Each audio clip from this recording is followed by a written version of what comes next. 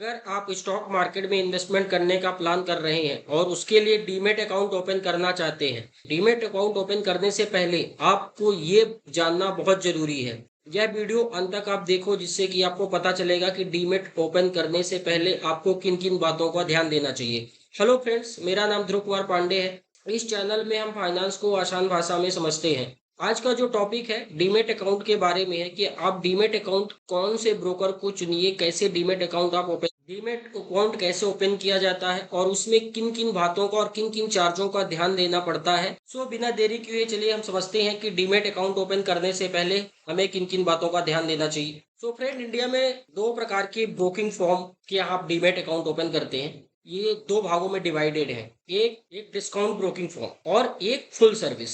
क्या डिफरेंसेस है आज आपको पता चल जाएगा इस वीडियो में। डिस्काउंट ब्रोकिंग फॉर्म एवं फुल सर्विस ब्रोकिंग फॉर्म में क्या बेसिकली डिफरेंसेस है, अगर आप डिस्काउंट में ओपन करते हैं तो आपको क्या बेनिफिट है, और अगर आप full service provider broking form में अपना डीमेट अकाउंट ओपन करते हैं तो क्या बेनिफिट है। फर्स्ट, डीमेट अकाउंट क्या होता है। डीमेट अकाउंट एक अकाउंट है जिसे बैंक अकाउंट होता है, उसी तरीके से स्टॉक मार्केट में इन्वेस्टमेंट करने के लिए डीमेट अकाउंट इंपॉर्टेंट होता है। डीमेट अकाउंट ओपन करते हैं तो दो अकाउंट एक साथ ओपन होता है, एक डीमेट अकाउंट और एक ट्रेडिंग अकाउंट। जो डीमेट अकाउंट होता है ये डिपॉजिटरी अकाउंट होता है जो NSDL, national depository service limited, या CDSL, central depository services limited, जो एनएसडीएल है यह बेसिकली एनएससी का है, नेशनल स्टॉक एक्सचेंज का डिपॉजिटरी सिस्टम है। और जब आप बीएससी में खरीदते हैं तो वह सीडीएसएल के पास आता है। सीडीएसएल का डिपॉजिटरी है, एक्सचेंज है बीएससी, और एनएसडीएल का, एनएससी का डिपॉजिटरी है एनएसडीएल। तो जो ट्रेडिंग होता है ये प्रोप्राइटरी अकाउंट होता है। यहाँ शेयर आप बाई सेल करते हैं और जैसे ही आपने शेयर बाई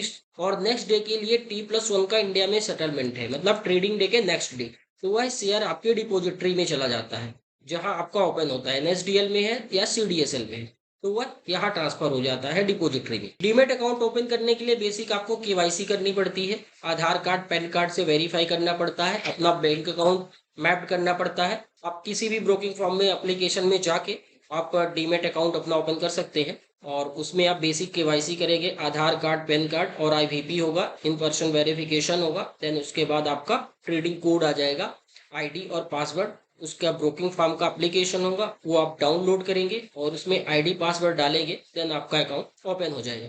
वहां से आप ट्रेडिंग के थ्रू आप शेयर बाई सेल कर सकते हैं। जब भी शेयर आप होल्ड करेंगे तो आपके डीमेट अकाउंट में वह शेयर क्रेडिट हो जाएगा। यह बेसिक प्रोसेस होता है। लेकिन आज जो बेसिकली मेरा फोकस है वह चार्ज पर है कि डिस्काउंट ब्रोकिंग फॉर्म के कौन कौन से चार्जेस हैं जिसे आपको ध्यान देना है अकाउंट ओपनिंग करने से पहले, और कौन कौन से चार्ज आपके आने वाले इन्वेस्टमेंट में मैटर करते हैं। तो फर्स्ट मैंने इन्हें चार तरीके से कैटेगराइज किया है। चार्ज का टाइप है, अप्लाइड कौन करता है, टिपिकल रेट क्या है, और कौन कलेक्ट करता है। अकाउंट ओपनिंग फीस ये वन टाइम होती है, 0 से 500 तक है, मैक्सिमम फ्री है, लेकिन कुछ के 500 है। ये बेसिकली ब्रोकर चार्ज करता है, मतलब जहां आप डीमेट अकाउंट ओपन करते हैं। सेकंड है एनुअल मेंटेनेंस चार्ज, एएमसी। ये भी आपको ध्यान देना बहुत इंपॉर्टेंट है। यह ईयरली बेसिस पे अप्लाई होता है, लगभग 0 से 300 तक पर ईयर है। यह बेसिकली ब्रोकर चार्ज करता है। सेकंड, फिर equity delivery brokerage charge, by and hold share. अगर आप बाई करते हो, होल्ड करते शेयर, तो अगर टिपिकल रेट 0 है, अगर आप होल्ड कर लेते हो तो 0 है, कुछ का मैक्सिमम 20 रुपीज है। यह ब्रोकर चार्ज करता है। इक्विटी में अगर आप इंट्राडे पे ट्रेड करते हैं तो सेम डे बाई सेल में फ्लैट 20 रुपीज या 0.03 टू 0.5%, जो विच एवर लोअर, जो सबसे कम होगा, मैक्सिमम 20। और अगर मान लीजिए 10 रुपए है तो 10 रुपए, 5 रुपए अगर कैलकुलेट में आता है 0.3 0.5% के अकॉर्डिंग, तो 5 रुपए। यह भी ब्रोकर चार्ज करता है। तो फर्स्ट आपका जो चार्ज बेसिकली जो बढ़ा जाता है वो ब्रोकिंग चार्ज होता है। तो ये चार्ज पे आपको ध्यान देना है। प्लस जो मोस्ट इंपॉर्टेंट एएमसी चार्ज, कि एएमसी चार्ज कितना ब्रोकरेज फॉर्म अप्लाई कर रहा है। नेक्स्ट, अगर आप डेरिवेटिव में फ्यूचर्स में ट्रेड करते हैं तो उसमें फ्लैट 20 रुपीज है, ब्रोकर चार्ज करता है। अगर आप ऑप्शन में ट्रेड करते हैं तो flat 20 rupees per order charge करता है ब्रोकर। फिर ये आते हैं गवर्नमेंट के चार्ज, जो सभी ब्रोकिंग के लिए सेम रहती है। एसटीटी, सिक्योरिटी ट्रांजेक्शन टैक्सेस, या इक्विटी एफएनडो में होता है, एच पर गवर्नमेंट रूल, गवर्नमेंट इसमें चार्ज करता है। जो एक्सचेंज ट्रांजेक्शन चार्जेस हैं ऑल ट्रेड्स पे 0.02 से 0.5% है, यह स्टॉक एक्सचेंज चार्ज करता है, एनएससी एवं बीएससी चार्ज करते हैं। फिर सेबी के चार्जेस हैं ऑल ट्रेड्स पे 10 रुपए पर करोड़ रुपए पर ये security exchange board of India जो हमारा वॉच डॉग है, जो हमारा रेगुलेटर है, सेबी, जो पूरे स्टॉक मार्केट को रेगुलेट करता है, यह उसका चार्ज है। देन जो भी आपकी ब्रोकरेज होती है उसमें आपका 18% जीएसटी लगता है, गवर्नमेंट चार्ज करता है। अदर चार्ज में स्टाम्प ड्यूटी रहती है, बाई सहित ट्रेडर को एज पर स्टेट रूल में गवर्नमेंट चार्ज करता है। एक ये चार्ज जो कि हिडन रहता है, आपको जब आप लेजर निकालेंगे तो वहां यह चार्ज दिखेगा। यह सेल साइड लगता है, जो इसका टिपिकल रेंज है 13 से 20 रुपए, 25-30 रुपए तक भी चार्ज आते हैं। यह भी देना ध्यान में रखना आपको बहुत जरूरी है।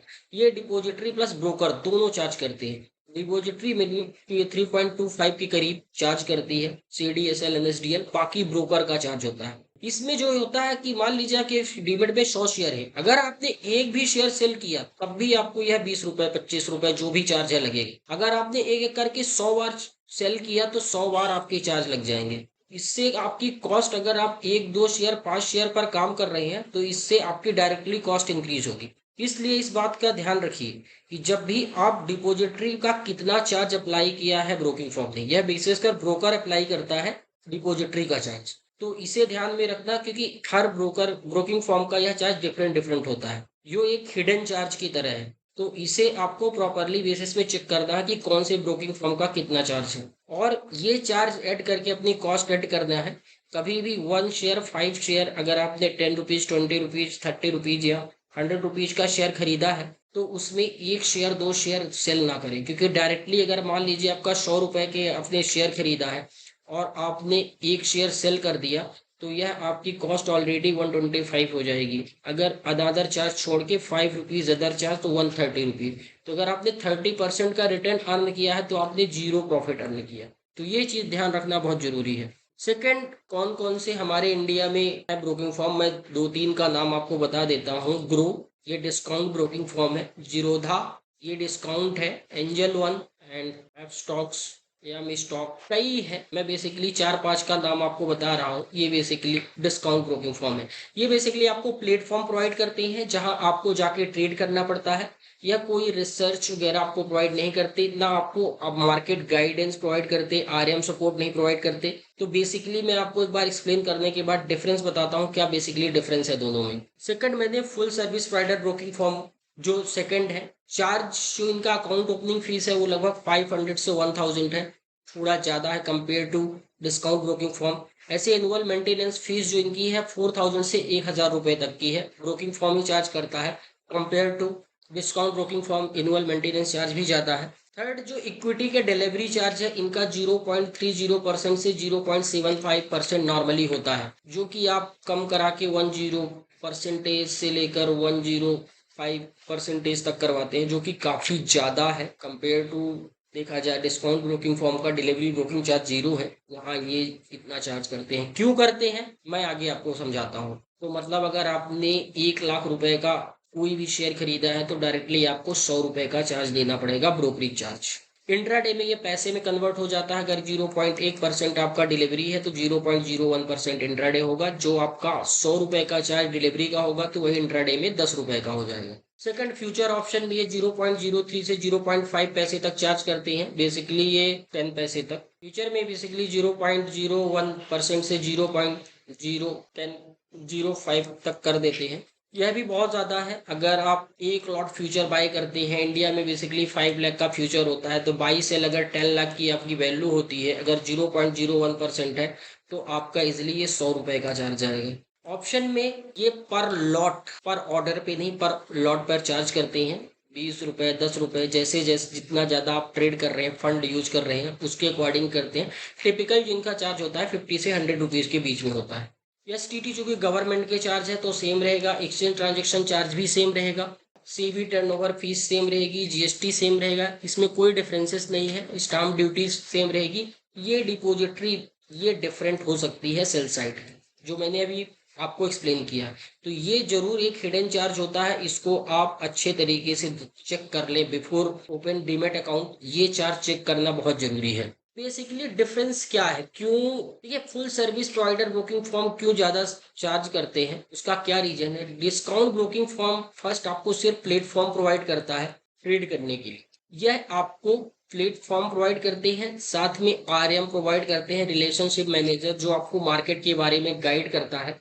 साथ में ये रिसर्च प्रोवाइड करते हैं, डिस्काउंट ब्रोकिंग फॉर्म नहीं प्रोवाइड करते हैं। साथ में जो भी आपकी कोई भी प्रॉब्लम होती है, आपको कहाँ इन्वेस्टमेंट करना है, किस स्टॉक में इन्वेस्टमेंट करना है, डेली बेसिस पे कॉल्स वगैरह प्रोवाइड करते हैं, इसलिए ये ज़्यादा चार्ज करते हैं।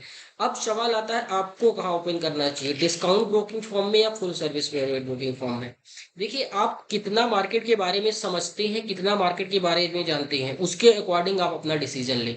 अगर आप मार्केट को समझते हैं, आप लॉन्ग टर्म पर इन्वेस्टमेंट करना चाहते हैं ओनली एक डिफेंसिव इन्वेस्टर की तरह, तो discount broking form best platform है। लेकिन अगर आप मार्केट के बारे में बिल्कुल भी नहीं जानते, तो आपको full service provider broking form में जाना पड़ेगा।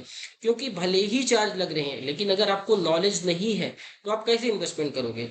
ये कौन सा शेयर कब बाई करना चाहिए, क्योंकि इनकी काफ़ी रिसर्च रिपोर्ट रहती है, डेली बेसिस में शेयर्स भी रहते हैं, इनका व्यू रहता है लॉन्ग टर्म 6 मंथ 12 मंथ में कौन सा शेयर बाई करना है। तो उसके लिए full service provider broking form better है। तो आप अपने अकॉर्डिंग कि आप के लिए कौन सा बेटर है, उसके अकॉर्डिंग आप डिसीजन लें। दोनों का प्लेटफॉर्म अलग अलग है, इसलिए डिस्काउंट ब्रोकिंग फॉर्म में डीमेट अकाउंट ओपन करना की चार्ज कम है, तो ये आपके लिए बेनिफिशियल नहीं होगा। क्योंकि अगर आपको कोई प्रॉब्लम हुई, तो इनका सर्विस डिपार्टमेंट इतना एक्टिव नहीं है कि आपको एक प्रॉब्लम को रिजॉल्व कर सके बहुत ही फास्ट। इनका सर्विस फॉर्म होता है प्रॉपर, तो ये बहुत ही अच्छी सर्विसेज देते हैं। आरएम होता है जो आपको छोटी छोटी डिफिकल्टीज को भी रिजॉल्व करता है और आपको बताता है कि आपको मार्केट में कैसे और कहाँ इन्वेस्टमेंट करना है।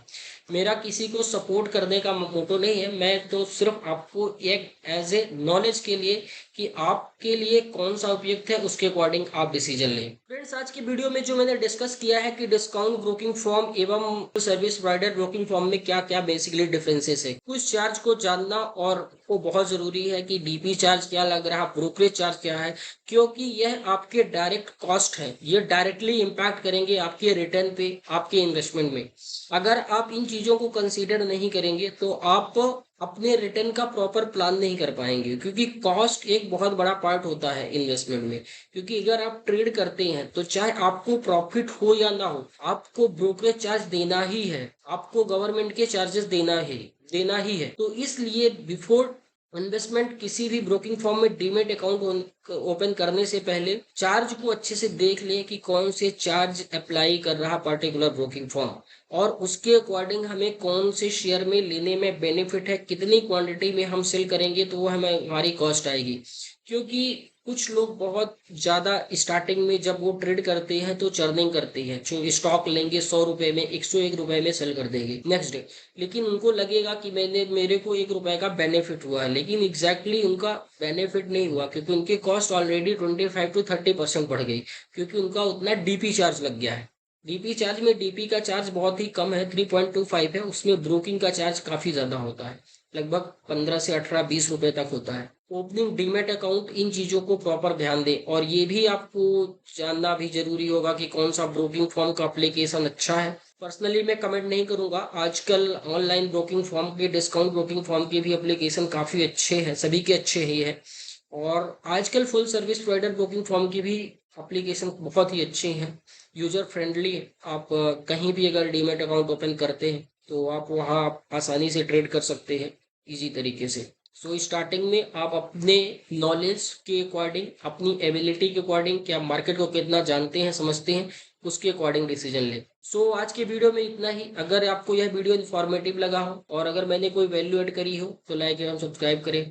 थैंक यू, धन्यवाद।